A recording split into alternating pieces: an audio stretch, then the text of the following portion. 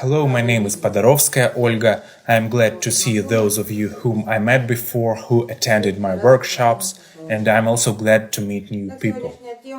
Alright, our today's topic is breathing. Regarding breathing, there are a lot of different opinions, techniques, suggestions, methods, and so on. And people use them and get some results. But in this lecture, I would like to discuss and highlight all this information from different sides, from the health,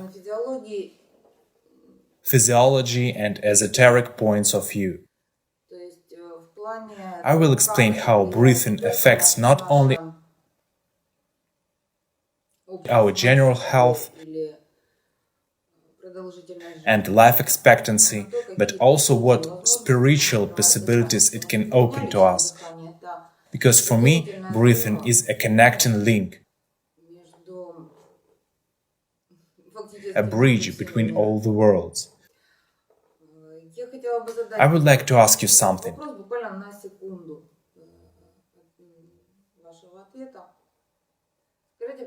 Please tell me, why are you interested in the topic of breathing? Breathing, breathing, breathing. It's all that you have listed. Health, spiritual capabilities, the results of other people after the seminars. All of that is very captivating. Thank you, Natasha. I like to practice breathing. I do a lot of holotropic breath work.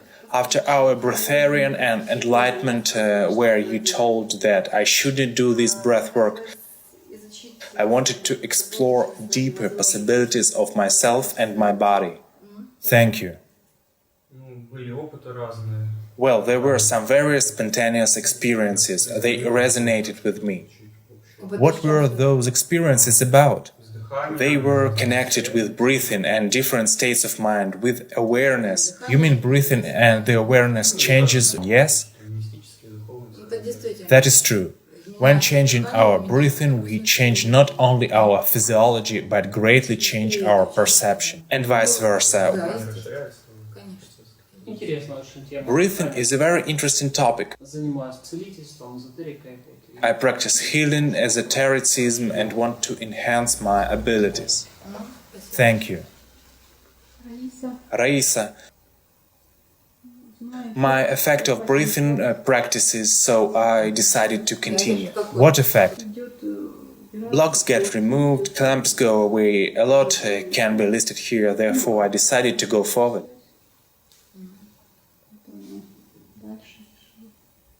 Thank you. Valentina. Well, this is how life begins and ends.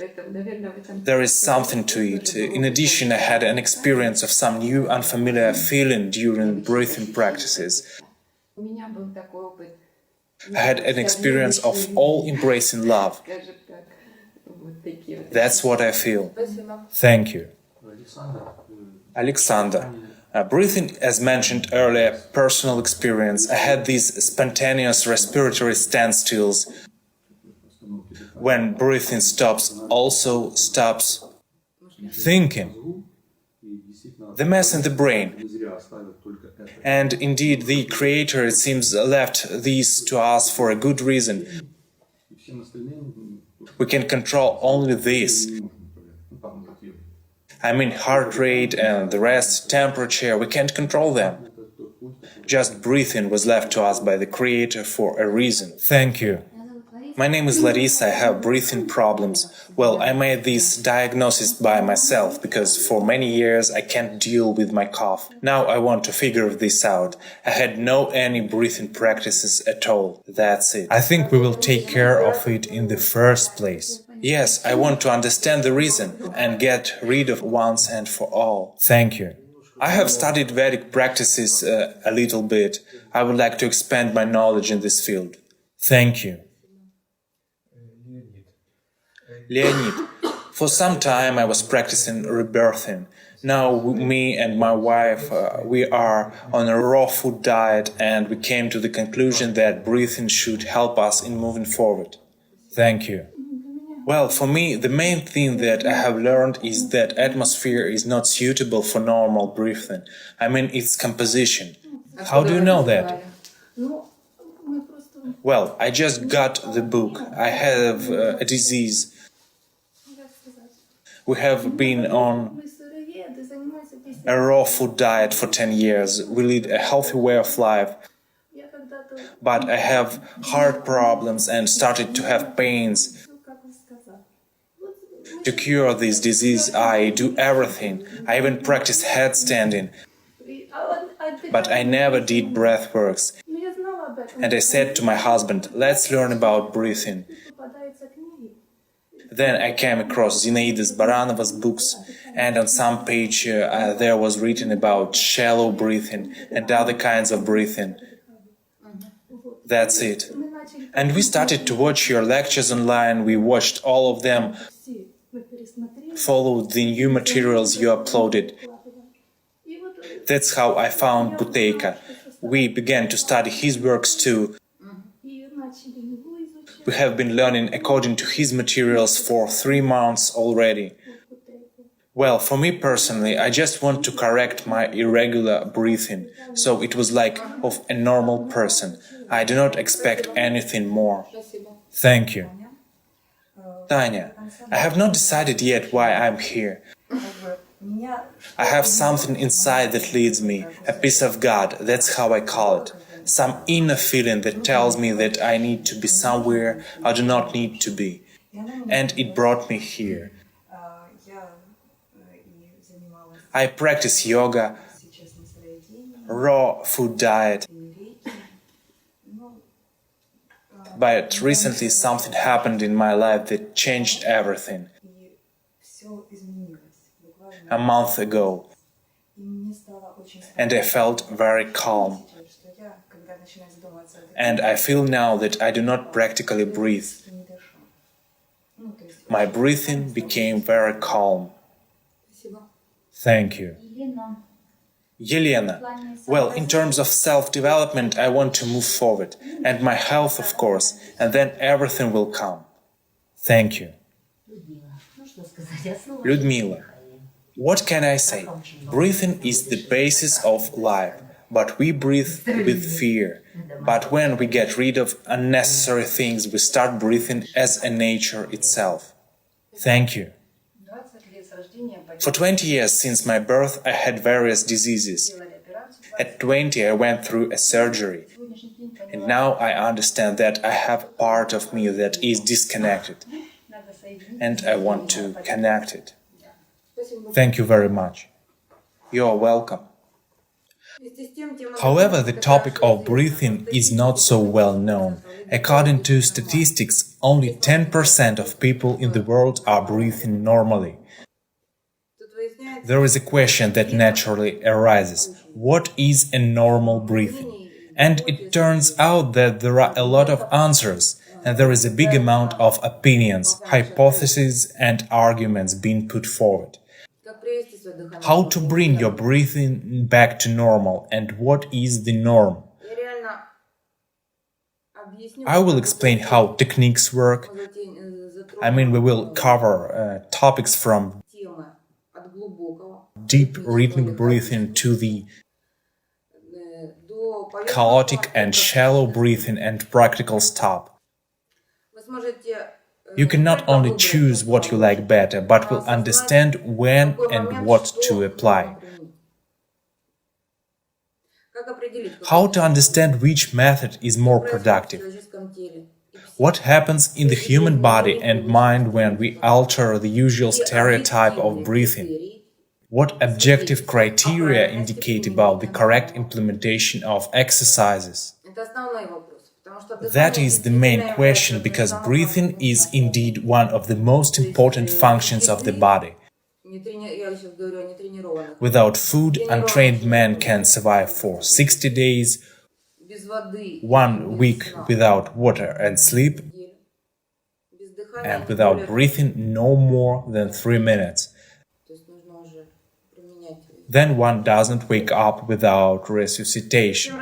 Before investigating the issue, just a few words of history. 200 years ago, studies on the composition of the atmosphere and its impact on the human health were conducted, and several experiments were carried out. They took two glass domes without any air access, put a mouse under the first dome and a green candle under another one. After a while, the candle blew out and the mouse died. After the composition analysis of the gas under these domes, it became clear that oxygen levels significantly dropped down, and those domes contained a lot of gas, which is heavier than air, easily soluble in water, and had CO2 formula, that is a carbon dioxide. And of course, logical conclusion was made that if CO2 killed a mouse, then all the wastes produced by the body like urine, feces, sweat are a poison. Therefore, it is better to breathe deeper to receive more oxygen and to remove CO2. At that time, by the way, asthmatics and patients with heart problems started to receive ambu bags. But after a while, it became clear that this method doesn't work. It seemed very logical that if you lack oxygen, then just go and get it. But positive effect did not occur. After 70 years, in fact, in 1871, the Dutch scientist Da Costa made a discovery which he called Hyperventilation Syndrome. It is an excessive ventilation of the lungs that aggravates many diseases and leads to a rapid death. But the mechanism of this reaction was not defined. He could not explain why this happens. And only 30 years later, the Russian scientist Buteyko and Danish scientist Bohr simultaneously found that it was not a decrease in oxygen that caused the cell's starvation, but a lack of CO2. First, it degrades the acid-base balance and then leads to allergic reactions. Then these disruptions become more deep, the immune system fails, and there comes a number of diseases up to cancer.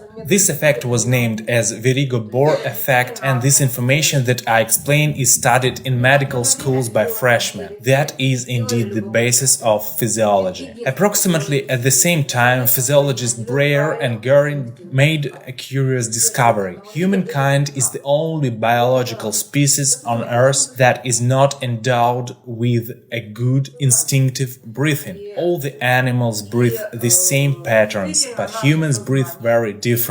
How do you think? What is the reason? Consciousness. And indeed, our minds or our mental activity greatly affects our breathing. Remember a situation when someone is emotionally overexcited. What type of breathing does he have? Or if a person is depressed or sad or is in a meditation state and breathing can almost stop. Looking ahead, I will say a phrase that may seem a little pompous, but breathing, physical breathing, is an evidence of a dysfunction of body and mind. Ideally, there should be no respiratory movements in a healthy breathing.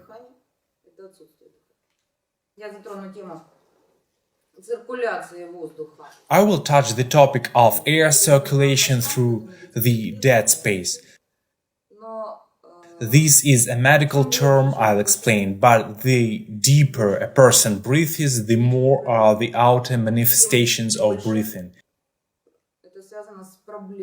The more it relates to the problems in body and mind. In the mid-20th century, paleontologists and embryologists discovered an interesting thing. Paleontologists that studied the Earth's atmosphere found that life on our planet originated in the anaerobic anoxic environment that is rich in CO2. The respiratory system of the first Earth inhabitants was adapted for CO2. Later, when the Earth's atmosphere has changed in a very interesting manner, there appeared an aerobic respiration type, and creatures evolutionally adapted to these changes. Embryologists have noticed that embryo passes through all stages of evolution and evolves in an environment with a minimum amount of oxygen and the maximum amount of CO2. When a study was conducted, it was found that gas composition in healthy human blood corresponds to the ratio of gas relations in the intrauterine environment, and in the case of deviations, people get sick. In the 60s, the Czech psychiatrist Stanislav Grof proposed a method of deep breathing, which was called holotropic. Using this method, patients could relieve natal, birth, or after-birth traumas. For the first time, I met this information in the 1986 in the USSR. As for the USA, well, Grof was invited to America from the Czech Republic and opened an institute to conduct his studies. So that kind of research was practiced since the 60s. But Grof, being a doctor, claimed that this technique of deep breathing has a certain limited number of applications. Then it becomes ineffective and even harmful. He limited it up to 15 uses and only for mental reasons. There is an interesting fact that 60s became the outbreak decade for such researches, and it was not only Grof who made such findings and creation of these advanced methods. At that time there was a man, Leonard Orr. Today he is well known. He wondered what would happen if a person loses one's sensory perception. He took a swimming tube, immersed in a bath, turned off the lights, made the body temperature of water, and started watching. And after a while he felt like he was reliving his birth. He was at great pains to get out of the bath. When he began to analyze why it happened, one factor arisen. At the moment when he began to recall traumatic experiences, his breathing almost stopped. And he thought, how can you stop breathing? He decided to go on the reverse. If you breathe deeply, breathing stops. This gave a peculiar effect. Thus, Leonard Orr actually came to the same conclusion as Grof and called this technique rebirthing. To date, many people used this method. Then there was a free breathing zone and other varieties of rebirthing. People get certain effects and try to substantiate them. Very often, knowing nothing about physiology, they talk about getting enough oxygen and how their body responds accordingly. We will discuss that later. Now I'm just doing a review. In the Soviet Union there was a singer Strelnikova. She strained her voice and nobody knows her as a singer because it did not take place. But with her mother, a vocalist, she was studying voice training techniques. Strelnikova systematized these exercises, worked with actors, and noticed a very interesting therapeutic effect. She patented this technique, and today it is known after her name, Strelnikova's method. It contains the following rule: noisy sniff the air, but do not blow out the chest. If in rebirthing or free breathing or deep breathing you need to breathe in and out as deep as possible, in her method the breathing is frequent and not deep. And during practices we need to do some certain exercises in order to distribute the energy for the normal circulation of the blood. In the 80s there was a pressure chamber by Strelkov invented. A human was placed there with 10% of oxygen inside. It's despite the fact that we have 21% of oxygen in the air. That is just half of the norm. After some time, the oxygen concentration was gradually adjusted to 2%, and people got recovered from their illnesses. Strelkov himself was a liquidator of the Chernobyl accident. He had skin cancer, and it was his hyperbaric chamber to cure this disease. Yet Pavlov, who understood physiological processes, developed the first breathing machine. It was very simple. It was a typical tube. He calculated the diameter of the tube and its length, bent it in a way that it was convenient and was not sticking out, and just breathed through it. And it gave a healing effect. In the 90s, there was a popular Frollov's device. This machine generally leads to endogenous breathing. It means that people, instead of inhaling oxygen, started to exhale it. This can be read in his book Endogenous Breathing. There he describes in details the mechanism of how oxygen is produced in the cells of the body. I have listed different approaches: deep breathing, the average breathing, shallow breathing, the absence of breathing. There are so many Vedic and Oriental examples where people could hold their breath for a very long time or practically stop it.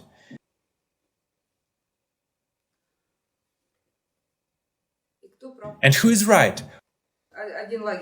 One camp says that you need to breathe deeply, the second camp says that there is no need in breathing, the third says that you need to breathe freely.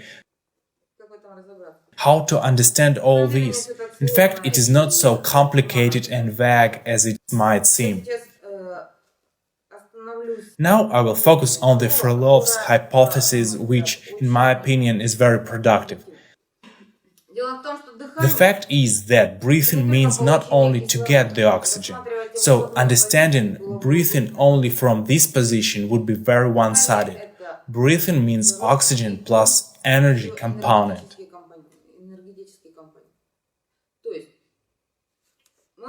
We simply breathe not only with oxygen, we breathe with a negatively charged oxygen. The positively charged oxygen does not suit us. It will not be absorbed in the blood, will just suffocate, even if this negatively charged oxygen will be all around us in abundance. So Frolov said that when we make a deep breath, the ionic charges are discharged in the large vessels. They gradually spread throughout the body, and thus comes the bombardment, ion bombardment of the vessel walls. It may seem that there is not much of ion, but as it happens every second, 24 hours a day, for the whole life, these microtraumas impact the cell's function.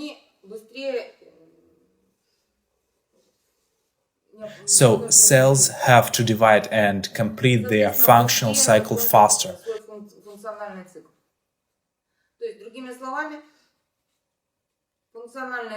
In other words, the functional cells are killed, but there can't be any holes in the body, and the body replaces dead functional cells with the connective tissue.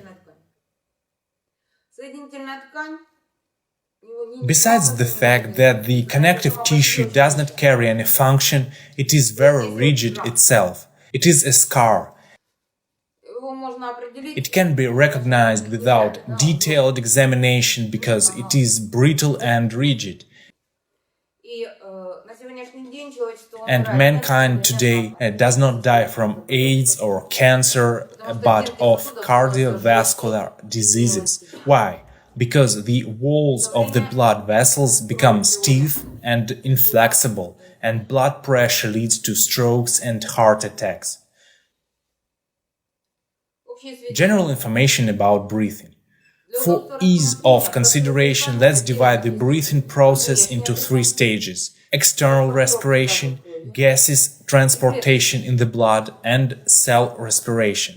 In the external respiration, air passes through the nose, nasopharynx, trachea, bronchi, and air bladder. In medicine, the space from the nostrils to the alveoli is called a dead space, as there is no gas exchange taking place between external environment and the body. All gas exchange occurs only in the lungs. Depending on the depth of breathing, a diffusion point is formed in the dead space where air and gases from the lungs mix with each other. So we do not breathe with a clean air. We still breathe with a mixture of gases. In the blood that comes from the lungs, the oxygen is connected to hemoglobin. Hemoglobin is, as you know, red blood cells that carry oxygen through the capillaries and cells of the body.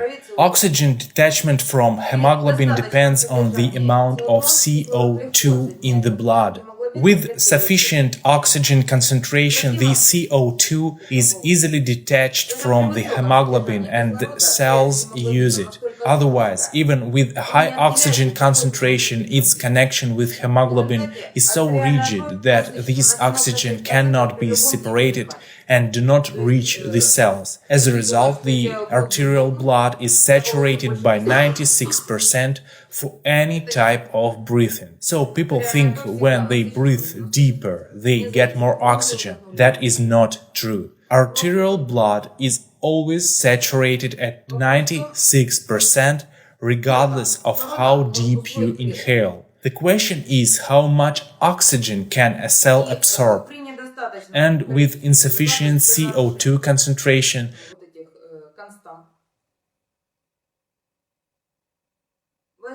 there forms a very rigid connection with hemoglobin. The cell is not able to separate the oxygen, it does not get it and starts to choke. The cells give a signal to the respiratory center.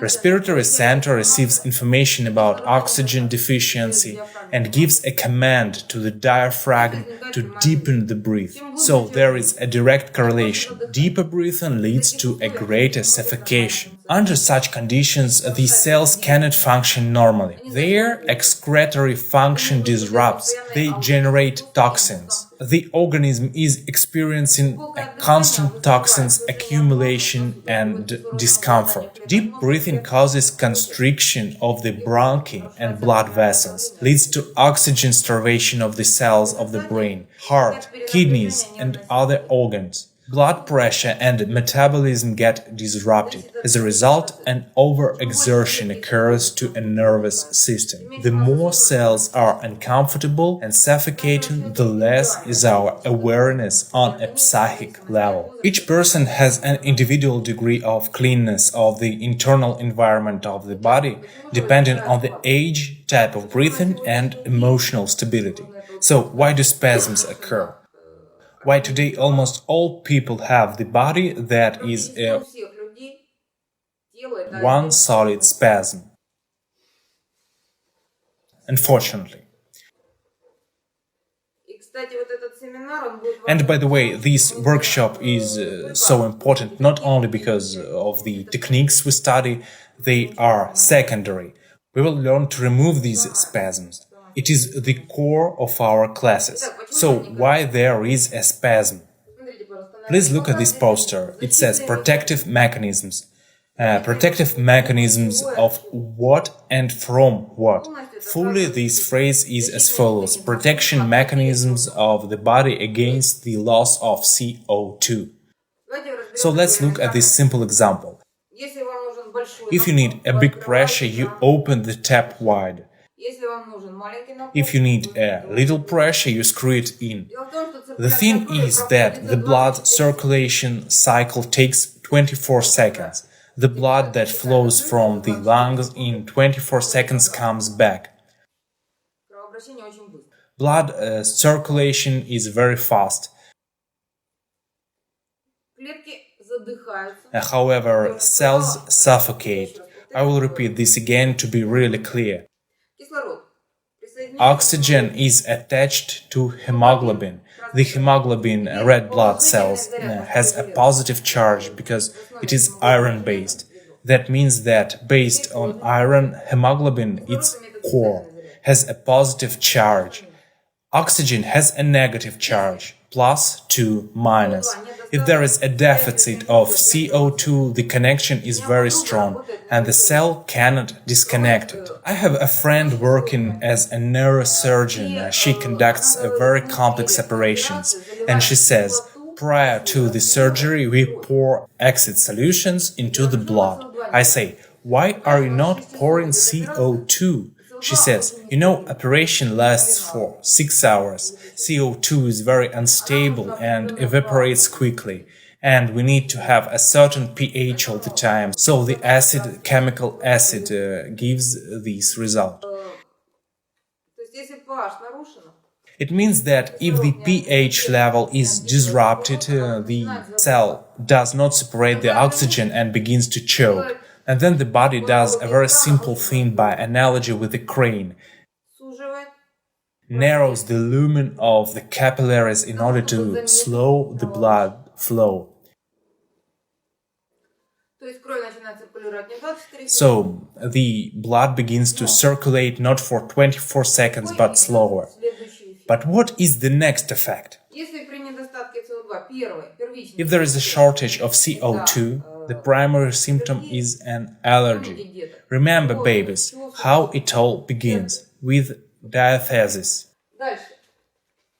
then snot, then is the adenoids, nasal congestions. Then it can turn into a rhinitis in laryngospasm, bronchospasm, spasm of the heart blood vessels, biliary tract spasm, spasm of the limbs. Tell me please, who has constantly warm hands? Who walks in the winter without gloves and doesn't need them? Or doesn't need warm socks or warm shoes? Exactly the opposite. Spasms. In the past it was so different. Yes, in the childhood just try to get out without them. Good. It means if people get their hands and feet cold, there is a very powerful capillary spasm. What happens next? If the blood circulation slows down and the cells eat and defecate, nobody cancels the metabolism. So all these wastes are not filtered. It's stagnant. pH of the blood changes and it becomes a breeding ground for infections. An inflammatory process begins. First it was a spasm, then later it develops into the diagnosis of chronic disease. And then we try to treat this chronic disease. I had cases when my friends were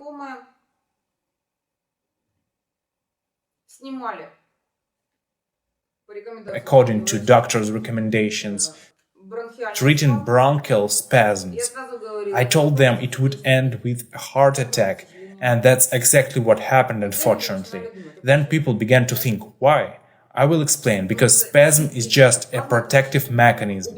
Remove the cause, the spasm goes away automatically.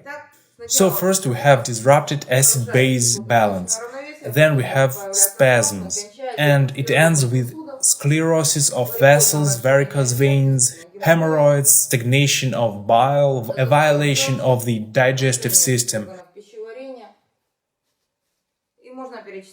And you can list it to infimum, really up to cancer, unfortunately.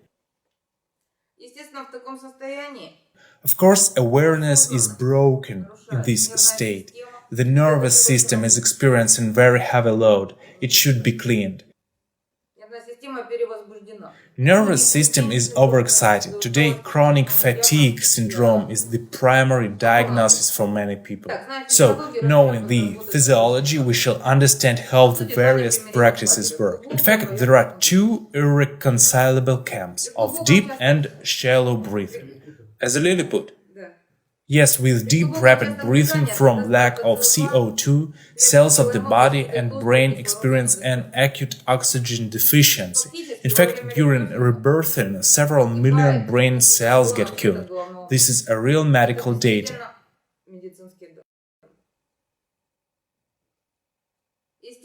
Thus, the usual thinking patterns stop working, and it opens the door to the unconscious layers of the psyche that stores a lot of previously accumulated traumatic experiences. The mind works according to the law of resonance, recalling similar situations. Therefore, most ancestral experiences get recalled. The state of suffocation or some tragic moments when a person was drowning, for example, but due to frequent deep breathing, energy system of the body receives a huge number of free electrons and thus activates the acupuncture system. So the body discards a certain portion of stress and toxins like a ballast. Remember a tetany during rebirthing. Who did rebirthing, those understand me. Those spasms occur from a lack of oxygen plus of energy systems overexcitement. It means that if the trauma caused some energy block that intervened the energy flow, for example, you are frightened. Nothing happens to the body itself. It is mostly emotional and energy clamp. So at this moment it can be brought down. This block can be taken away. And people can actually recover if this block was caused as a consequence of physiological disorders. It works, but as argued by Grof, works only a certain number of sessions. People who are engaged in rebirthing know for sure that if earlier it was enough to breathe only 5 minutes and then there was some tension relief effect, now they need 15, 20, 30 minutes. What? When you breathe second, third, fourth, fifth time and so on, these spasms are not present anymore. I am talking about the same thing, and Grof talks about it too. Everything is about it. When a person gets a result for the first time, he wants more, and again more. Like, I not only got a result, but also felt better. Yes, it works. I'm not saying that it doesn't work. But you know, it's like shooting a cannon at sparrows. There are situations when it is really good to use these techniques, like when a person has psychological barriers, it is a hurdle, it is a very strong block, it can be brought down. But this is not the way to solve the problem. And the reason of today's rebirthing popularity is actually the illiteracy of people in understanding the physiological processes. All these statements claiming that if a person inhales deeper, then one gets more oxygen, the cells get better saturated, it is wrong. It is dilettantism, but the effect is present at some point. I'm sorry, all my effects disappeared in a year of practice. Vanished. The only question is what is the price to be paid for these effects? And the price is the destruction of the nervous system plus the death of the brain cells. I'm not saying that it should not be used, it is possible, but in very specific cases. Can I ask you? Yes, you can. And how to interrelate a shallow or deep breathing in the moments of stress or some kind of danger? I understand. In fact, I have just explained this, exactly this. But let's try again. In the moment of a stressful situation, you do not need any thinking. You need power and energy. That is why I said that at the time of stress, thinking is not necessary. Because in many cases, as long as you talk, Everything had happened. You need to act. And when a person breathes, as I have already said, there is a huge number of electrons in the energy system. But what is interesting, when you breathe often but shallowly, these electrons are distributed evenly throughout the bloodstream and throughout the body.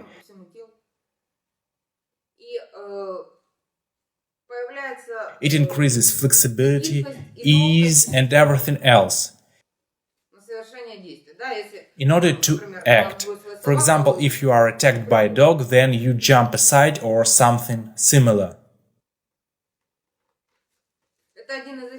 This is one of the effects that explains why Strelnikov's method works so well. I understand that it can be explained in more details, but it will take a very long time, so try to analyze a bit. That's clear. The influx of extra energy is needed in a stressful situation. Of course. Rebirthing involves this effect, of course. Vital capacity of the lungs is approximately 3000 milliliters plus 500 milliliters of dead space. The volume of inhalation and exhalation during the balanced and quiet breathing is approximately 500 milliliters. So I talked about the fact that the external breathing is a sign of frustration of our entire system. Here is the rationale for external respiration: stop. In a quiet and later in a trained state, 500 milliliters of diffused in the dead space air is enough for breathing. And at the seminar this will happen. Your external respiration will just stop. I mean that the movement of the ribs, of chest and of the abdomen will virtually stop. But at the same time you will not choke. This is normal. You will even feel a general burst of energy, clarity of thought. It will be much easier to solve your personal questions and life issues. Why? You will have more energy, balance and harmony. When a person enters into a deep meditation, breathing stops, but air continues to diffuse in the dead space.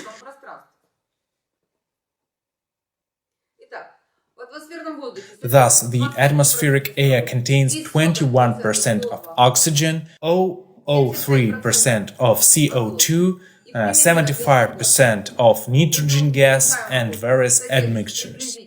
The exhaled air contains about 5.5% of CO2, 14% of oxygen. According to this, we can make a clear conclusion. The body digests only 6% or 1/3 of oxygen required for breathing. The rest is not absorbed and is removed as a ballast. Imagine that you begin to eat or sleep 3 times more. We breathe 3, 4, 5, 6 times deeper than our physiological norm, individual physiological norm. Depending on the degree of lungs ventilation, distinction is made between shallow and deep breathing. But the terms shallow and deep breathing are actually not related to the volume. This is a medical term that refers to the level of involvement of the lung surface. We will learn it later. It is a very interesting topic and very unexpected.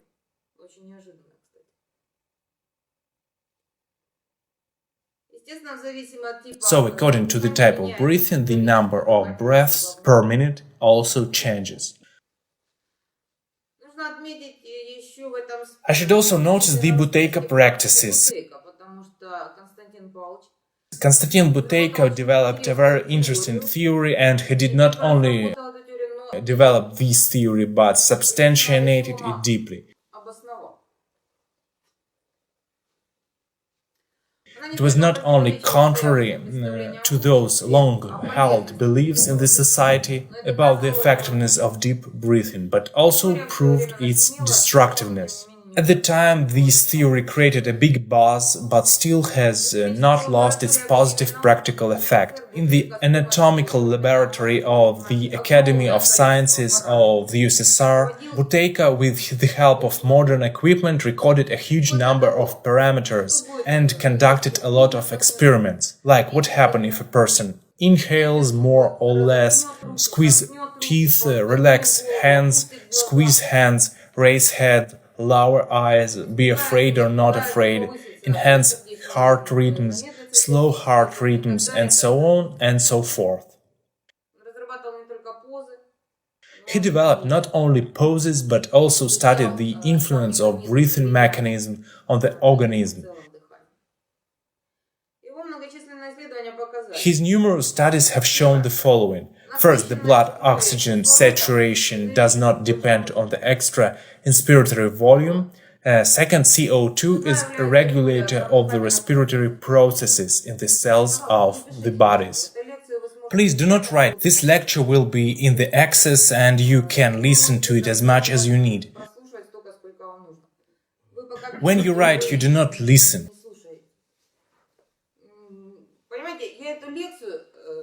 You see, the lecture may not be so interesting for some categories of people in terms of who cares about the physiology. It is important to do right things. Yes, why do I need this medicine stuff? I have been given these classes for 15 years. A huge number of people attended them, and at a certain moment I explained this introductory lecture in a few words and moved on. I gave more practice to delve into personality of the student. But at some point you will encounter, and it will happen right here, your physiological patterns. And if we do not reveal them, if we do not unpack them now, your subconscious mind will not let you go forward. That's why this seminar is not actually about breathing. It is an opportunity to fulfill your natural, spiritual and human potential. In fact, it is the first and basic stage to create a diamond body, immortal body, and a body of light.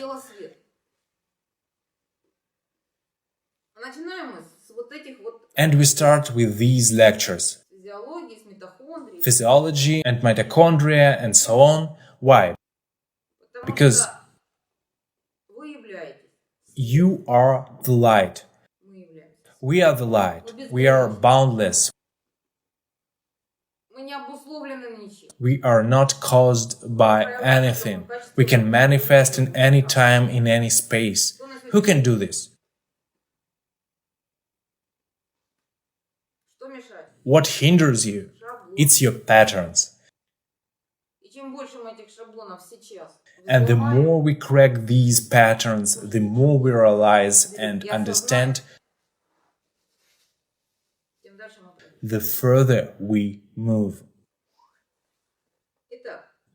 So, CO2 is a regulator of the respiratory processes in the cells of the body. A deficit of CO2 impairs oxygen detachment from hemoglobin and leads to the oxygen starvation of the whole organism. Work of the 700 enzymes degrades, the digestibility of vitamins get disturbed, metabolism and energy exchange fail. Then the threshold of excitability of the nervous system increases and it leads to its exhaustion. Protective reaction on the CO2 loss leads to a spasm of the capillaries and then of the small vessels, large vessels and etc. So a deep breath is not healthy and necessary. We do not have to live like this. We do not have to get old, get sick and die. This is not a constant. Based on his practice, Buteyko claimed there is only one disease and it is a deep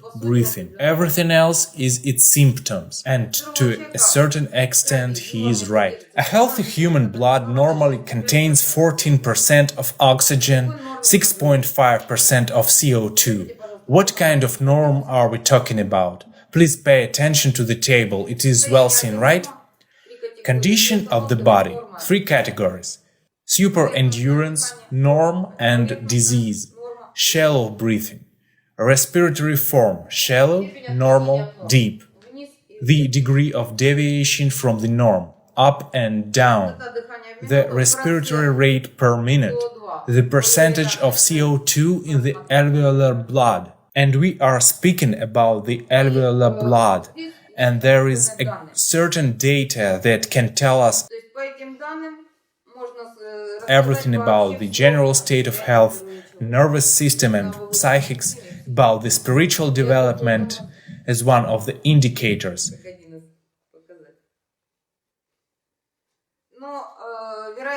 But it is impossible to do tests after each breath.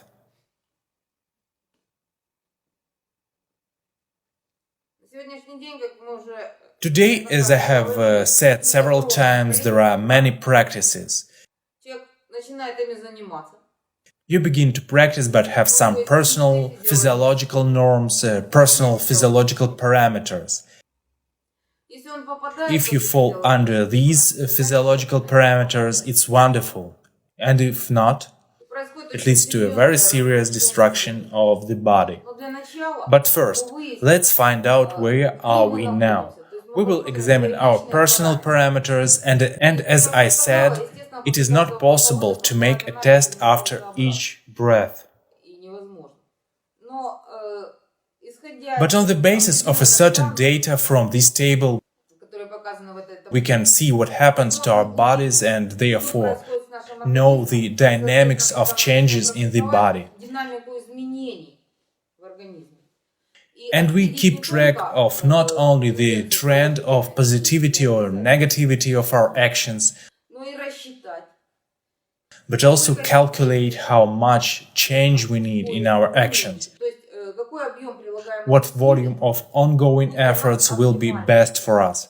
My mission, I always say this phrase, my mission is to make you the masters of yourselves. So I will answer all your questions. Help to get rid of all your misunderstandings, representations, because they are irrelevant to you.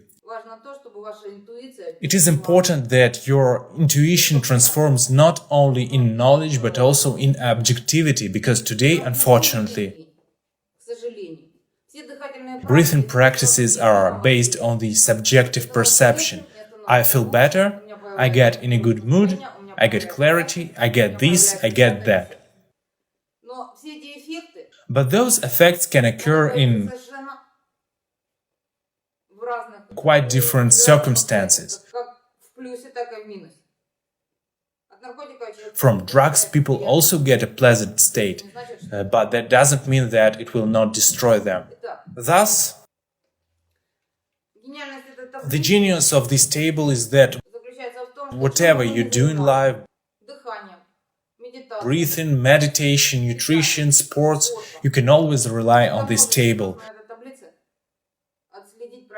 to track the correctness of your actions and to calculate the workload, and even calculate such things as, for example, purifying crisis, the intensity of the cleansing crisis, to predict when they start, to see whether you are sick or have a cleansing crisis. Today Natasha said a very interesting phrase. She quoted Teternikova. Repeat it, please. It's ordinary people who have diarrhea, but in tantric practices we call it cleansing. Am I right? Often,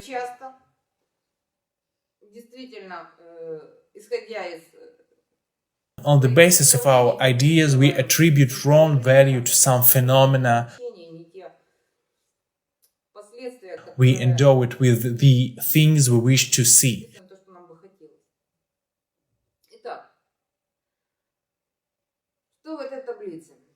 So what is in this table?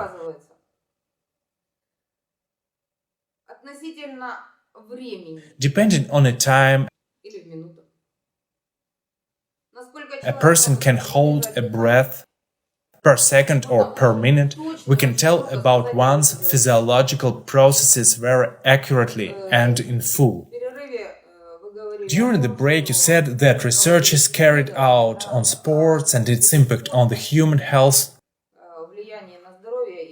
Our rejuvenation of the body showed that the best results were in sports that limit the depth of breathing, yes? So this pattern is reflected not only in sports but in our physiology. There is a common social health norm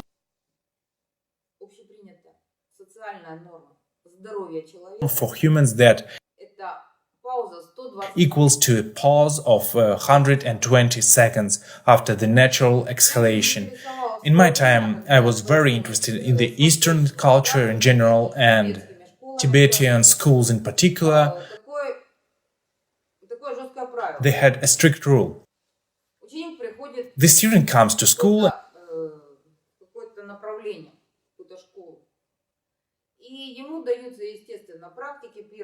and he is given the first level practices, meditation, mantras.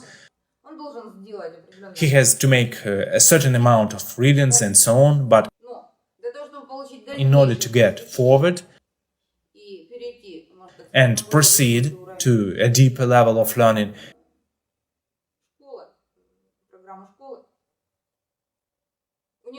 his breath holding should be 2 minutes.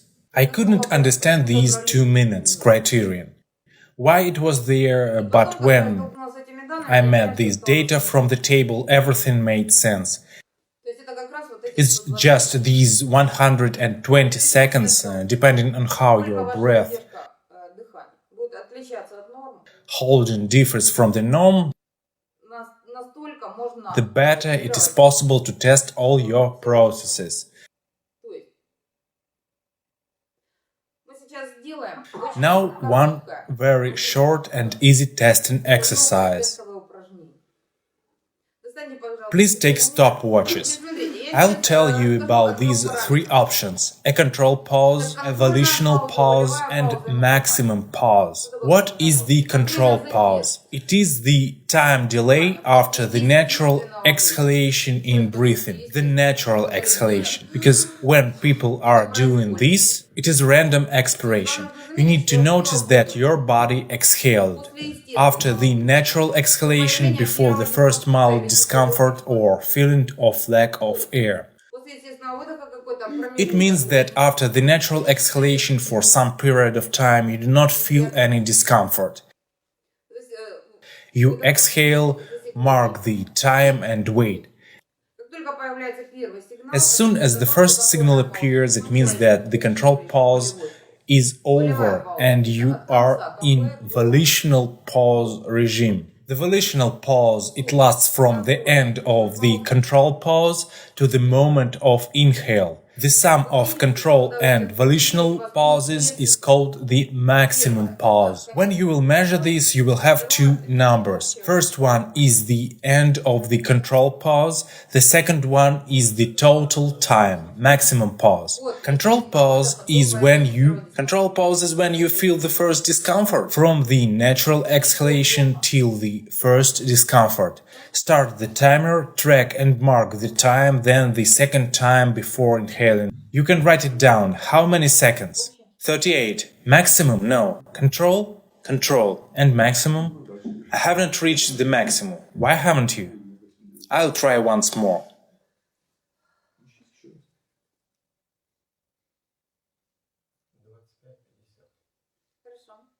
25:50, 30:40, 16:24, 13:21, 10:30, 20:55. Thank you. Let's look at your performance. Look here. Here is the norm. Norm of the control pause is 60. You are somewhere around here. The control pause reflects physiological processes that describe your body condition and psychosomatics. The volitional pause reflects your abilities for improvement at the moment. You say you have 20 seconds of control pause. Who said 20 seconds? I have 18. 18. Please tell me how much deeper are your breaths compared to a personal physiological norm? How many times? Many times. The exact number. 4 times. 3 times. 3.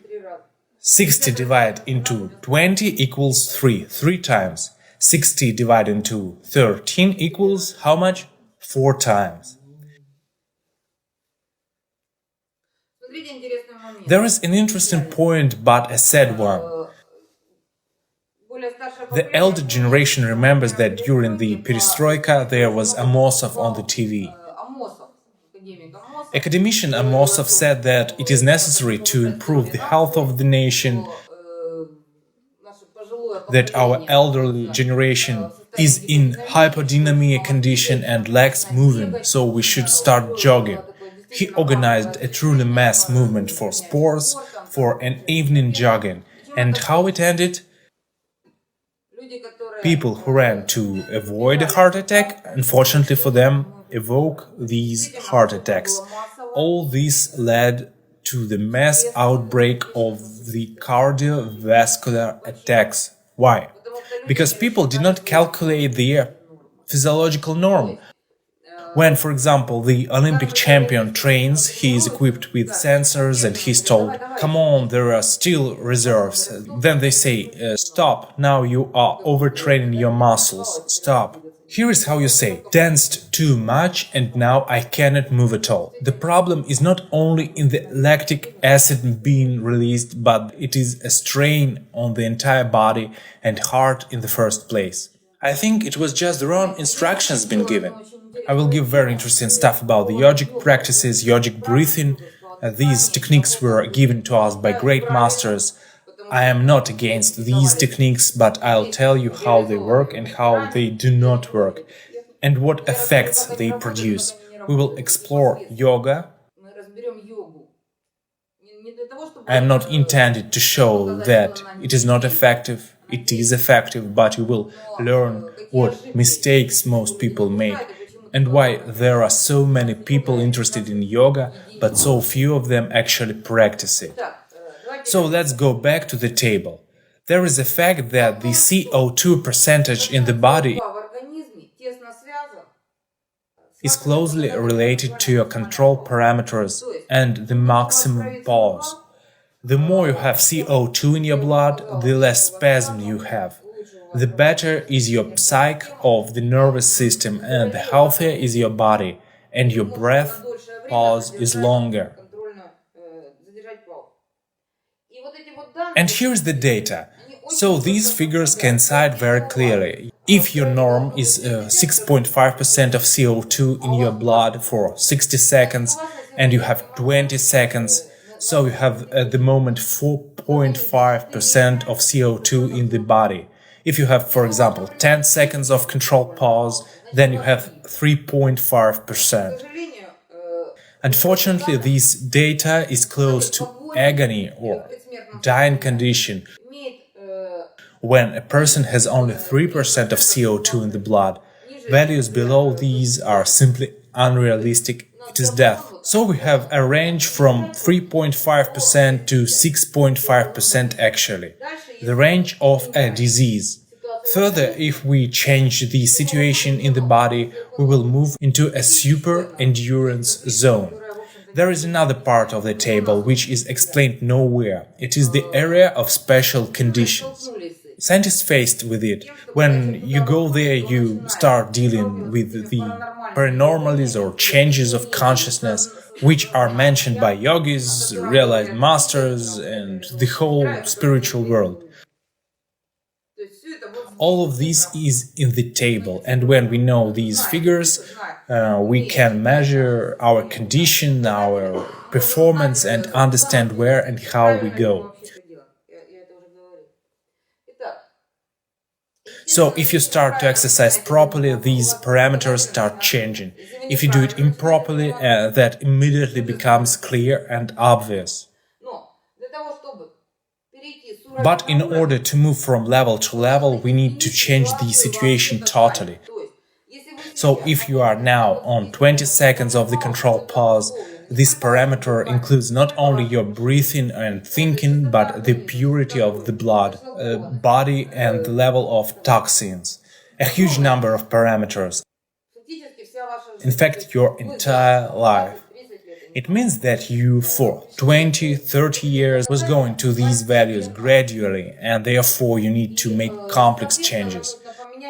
Then you will achieve the next, and the next levels. Let's go forward. It is interesting that these indicators are affected not only by a consciousness. Remember, I said that living beings during the evolution adapted when altering the Earth's atmosphere. There was a certain symbiosis to take place between the cells and mitochondria. Mitochondria is by far an organelle, a part of the cell component that has its own genetic code, different from the human genetic code. In other words, we actually have someone else in our body. And the mitochondria, what? My son asked me, there is something in me, I cough because there is someone living inside me.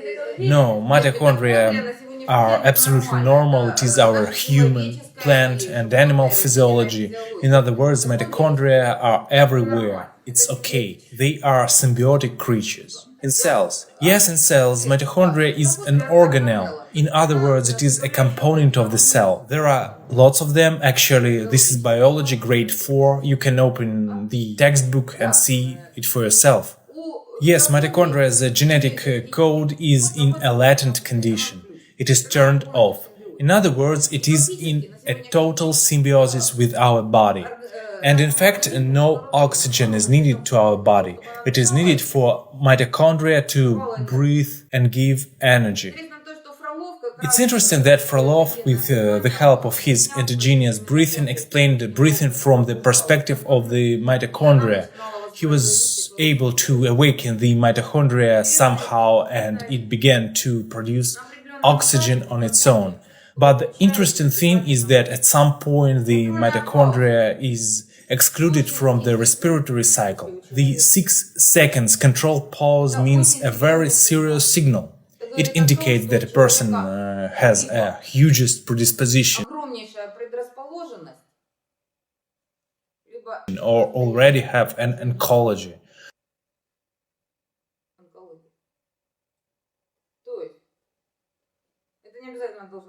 Of course, it can be not cancerous, but God forbid, if a person falls into a 6 seconds control pause, this is a very serious signal and an urgent call to do something. Urgently. Not something, but a concrete action. From 6 to 10 seconds, cardiovascular disease. It means a risk of a heart attack and a very serious risk. In other words, if your control pause is around 10 seconds, it is necessary to change the situation quickly. From 10 to 20 seconds, it is a problem of the gastrointestinal tract.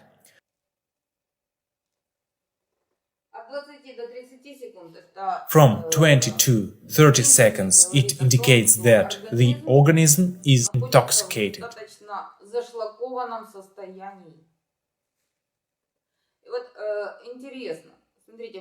And here is an interesting fact. Look, you are here at different age with different physical training, young guys, you probably do sports, right?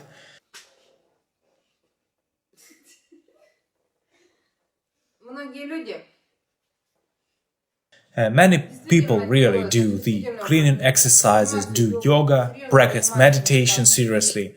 However, when measuring their control pause, it is usually within 30 seconds. Most advanced yogis have these values. Why? This is the first turning point, the first turning stage. In other words, today, a man who has a control pause of 25 seconds looks very cheerful, healthy and sound. But you know, because the society is in stage of degradation, degeneration. He, pardon me for the expression, is the best degenerate. From available ones. Yes, from available. From 30 to 45 seconds comes a very powerful and true cellular purification and alignment of our energy processes. In other words, if you step out into a control pause of 30 seconds, the global clean and very heavy one is guaranteed to you, and you will be able to calculate that. We will get fired from our jobs. No, I was just talking about this. We will be able to calculate everything in a way that this cleaning will go gently. So you will not have to resign from work, but continue to be active. Because if a huge mass of toxins goes away at once, you can die. Remember the 90s, when a mass purification took place.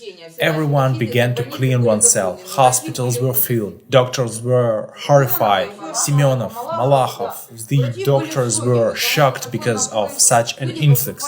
People arrived with auto-intoxication, not because of cleaning is bad, because body is not ready to withdraw so much mud immediately. Allocation organs are not ready. It is necessary to get prepared first of all.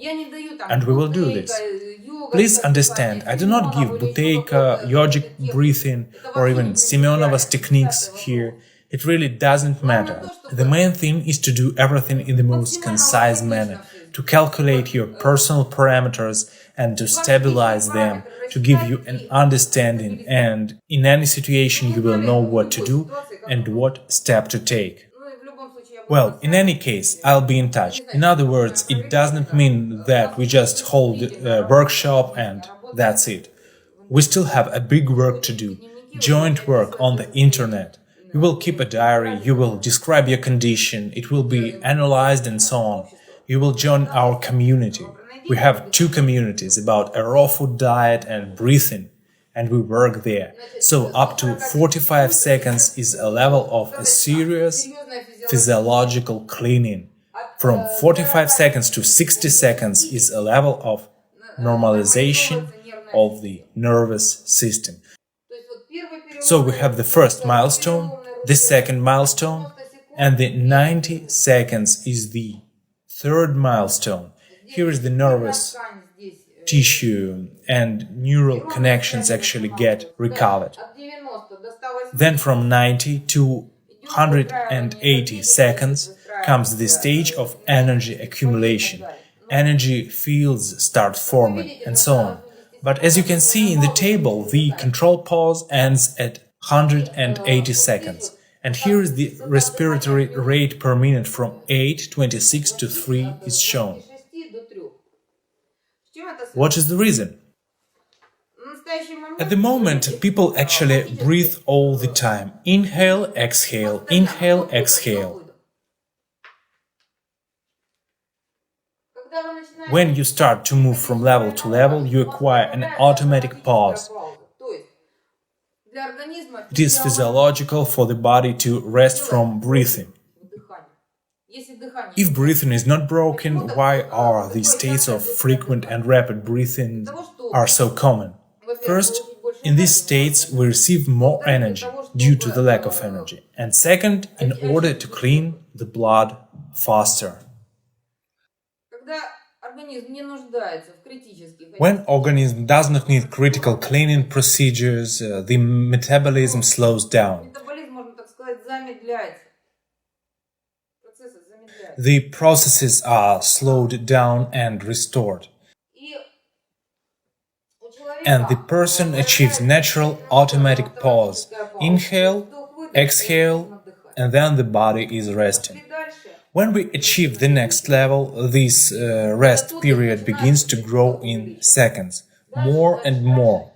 I have a lot of people that call me and say, Olga, we have listened to a lecture and I make 3 breaths per minute and a controlled pause of 15 seconds. Explain this to me, please. I have been practicing yogic breathing for many years. I answer, how long is your inhale? Well, 15 seconds. It is okay for me. So then I say that 3 breaths per minute are not actually 3 breaths at all. These are a second long inhale and a second long exhale. We are studying this on the second stage when your breathing actually stops. It is just a touch of the air. There is no inhaling in it. What happens next? It is shown here, 7.5% of CO2 in the body, 7.9 is a value for intrauterine blood condition when mitochondria is excluded from the respiratory cycle. In the 1969 there was an academician, Guli, and his works are available in Kyiv. He studied the moment when a person stops breathing and those physiological processes that take place. So body falls into an autonomous mode without the need of any air or nutrients. In other words, the liver synthesizes glucose from CO2 and water, and glucose splits into water and CO2. As you know, I do a raw food dieting, and today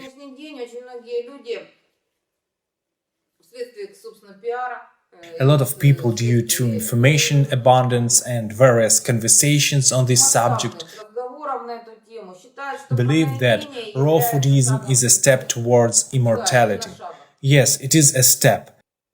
Raw foodism is not immortality. Without breathing, without stopping breathing, and without shutting down all these destructive pathological processes, we can't even dare to think about immortality. We can't speak about the full realization of human potential. I mean, transforming a body into the light. In other words, raw food diet really gives an active longevity. And compared to ordinary human life, it is of course very important. When, for example, at the age of 80 you feel well and are fully active and live for 120 or 150 years, but in fact, maybe it is a very controversial phrase. No matter whether you have lived 30 years or 150,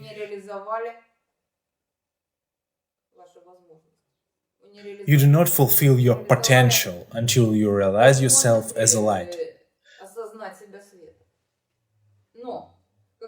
But as you say, the quality of life of course changes, therefore you can stop at any stage. Go through the seminar and focus only on health issues and increase the activity of physical life.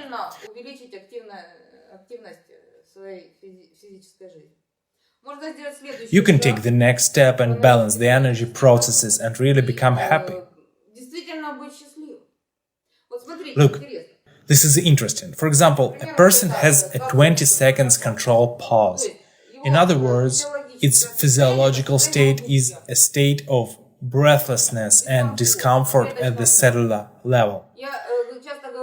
I often say that in our body, in our genetics, there is a built-in happiness program.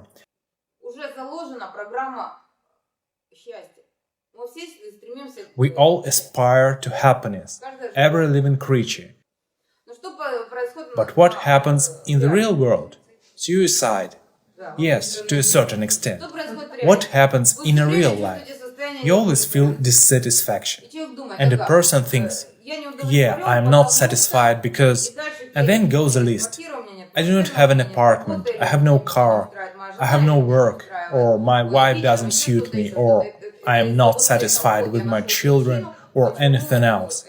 I found the reason why I was in such state, so I need a new car, a wife, an apartment, or something else, and I'll be happy. Then he gets it. It changes something in life for a day, 2 days, 3 weeks. Then he comes to the same state of dissatisfaction. Yes, he has already got used to it, so something new must be brought in. In other words, we seek something new all the time. But when restoring your natural biorhythms, an amazing thing happens. Nothing has changed. My wife is the same apartment, but you feel happy. This is amazing. You wake up in the morning and you are happy. And yesterday was the same. You think, wow. The next day you wake up, happy again. More, and more. And in the end you come to the point where you say, Lord, why? You have a feeling that you have been given in advance a gift that you do not deserve, because you did nothing. You haven't done any decisive steps to attain this. And then, when you look back, you start flipping the diary, you realize that indeed there was a huge inner work. There comes a moment when you think, this is the peak of happiness, because it is impossible to become happier. You wake up the next morning, you are even more happy. It's infinite.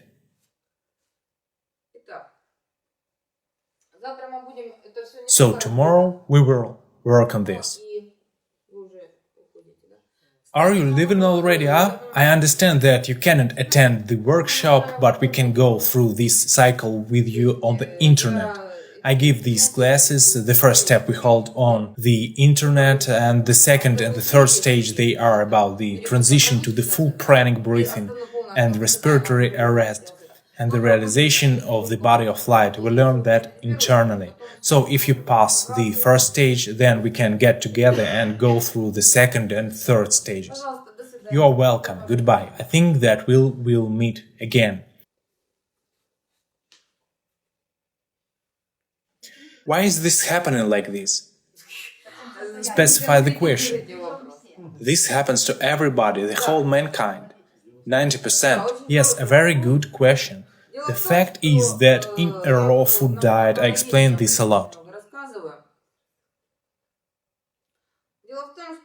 In fact, we wrongly think that a child is born clean, healthy and balanced. We'll discuss it and analyze the karmic vision. What are these karmic debts? But now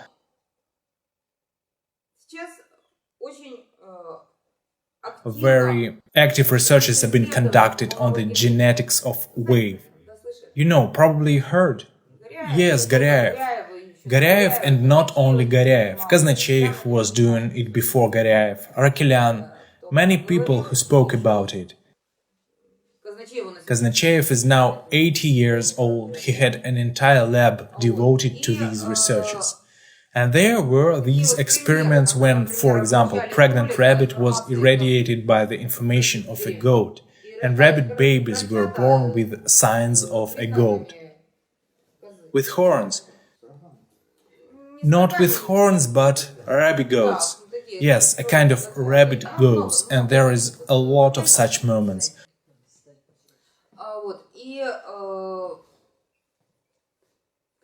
When the embryo is formed, it is formed of what? In fact, of mother's toxicity, sadly. There is no other material available, but it is formed also under the influence of mother's field and outlook.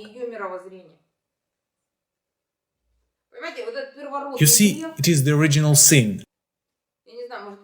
I do not know, maybe it is an interpretation, of course, but for me, it is very, very important.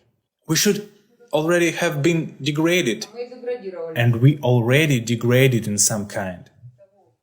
We are not connected to the so-called higher consciousness, we are influenced by something else. Yes, there are protective mechanisms. We will analyze them. My workshop contains absolutely all the answers to all your questions. And our true nature has not vanished. It is still there, inside. It just needs to be found. That is what we are doing at the seminar. Not debriefing, not a theory. The theory is good. It is unlikely that in Tibet they learned theory much. The student was told to sit down, get footpad planted, elbows folded, nose straight, and just to sit and breathe. Master comes, see how good your breath is. That's it. And 20 years of sweeping the cell. Yes, and 20 years of the cell sweeping. We'll talk about it. But we possess Western thinking. We still have the ability to understand things intellectually and how to balance the intuitive motion and intelligence so there were no distortions. And it seems to me it is primarily necessary to begin with the body, breath, with specifics. Well, yes, but with specifics. Not with the body, but with the specifics. As from the body. Yes, as from the body. The main thing is not where to start, but to understand.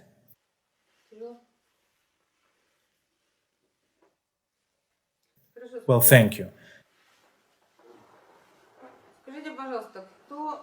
Tell me, please, who noticed the following effect? We do not need to breathe in the extent that we used to.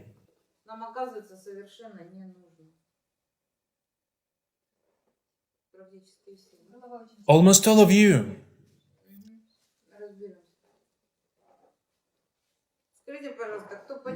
Tell me, please, who have felt that breathing is connected to strain and strain is connected to breathing? It is self-supporting, huh? Relaxation started immediately, not immediately, but over time. When trying to meditate, I always wondered that I didn't want to breathe at all, and they teach that it is necessary to deeply focus on breathing. That was always a contradiction to me. On the contrary, it is easy for me to breathe minimally. Breathing deeply is not necessary, you just need to focus. No, but I still hear that. Maybe I misunderstand something. There are different techniques. Yes, techniques. We will learn this. Full yogic breathing.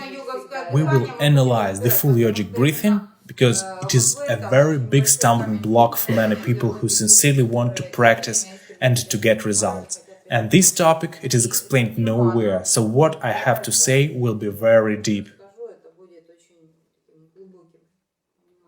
It has become very hot. Yes, hot. By the way, when you came in, I have noticed your hands. There was a tightness in hands. Well, I always have cold hands. I saw this spasm, and now your hands are relaxed and soft. And who else has the same feelings? They have become hot. They become hot. So we really have not done anything yet. We sat just for a few minutes and relaxed quietly, but the effect has come.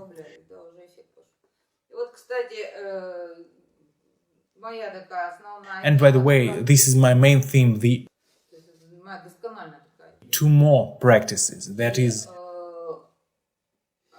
a thorough topic. It is considered one of the key points. Two more is a Tibetan yoga.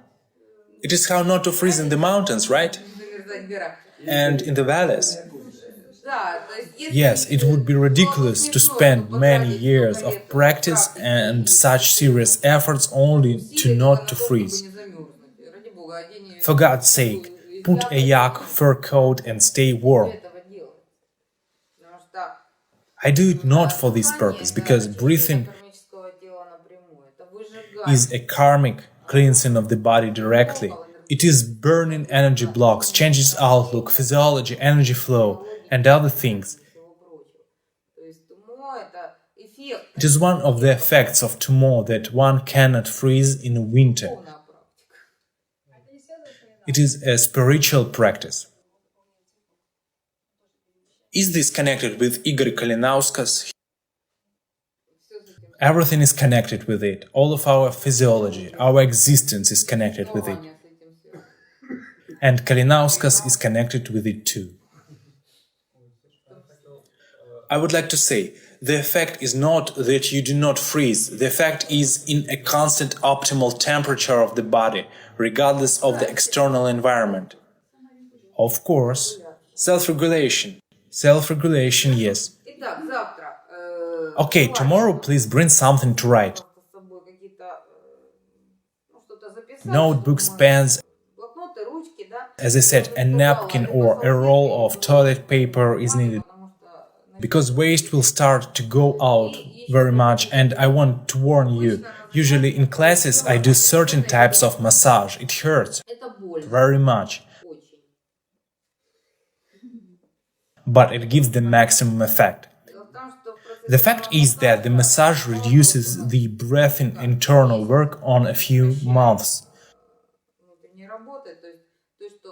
What you are breathing out for several months, we do in 10 days. Second, a very interesting effect occurs. When a person does not understand this yet, I put them down, begin to do massage. Oh, that is enough, I cannot do it anymore, it's enough. Then half an hour passes. Look, we haven't finished yet. I say, come back later, yes? And do more. The next day. You can start with me today, right? Intuitively, I guess. Yes, a person begins to feel that the effect changes very much. And unfortunately, I have to do this pain. It does not give me any pleasure, but if a person comes prepared, or my guys who breathe, for example, for a few months, well,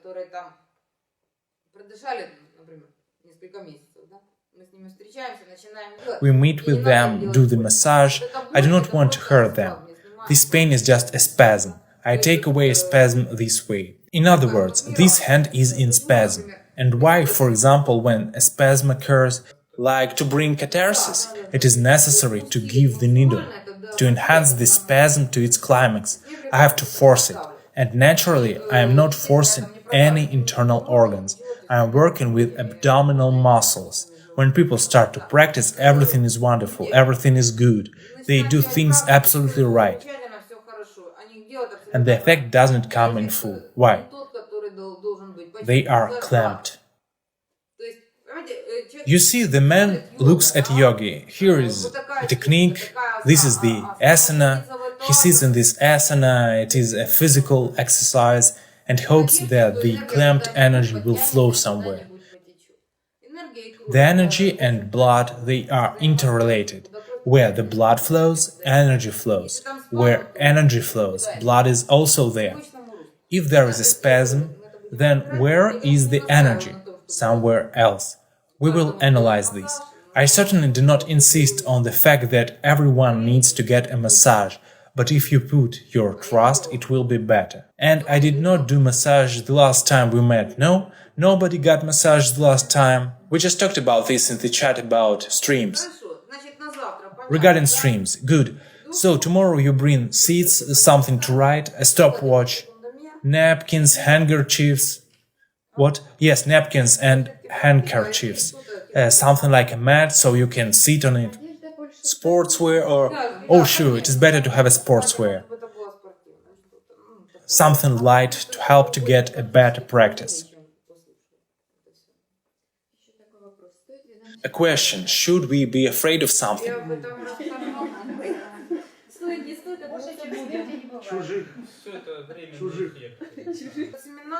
This seminar gives a huge protection. Protection. Because I'll give all the methods of not only self-understanding, not only to assess your actions, but also all the ways that you can use to protect yourself from a whole variety of internal effects. That is why it is very productive.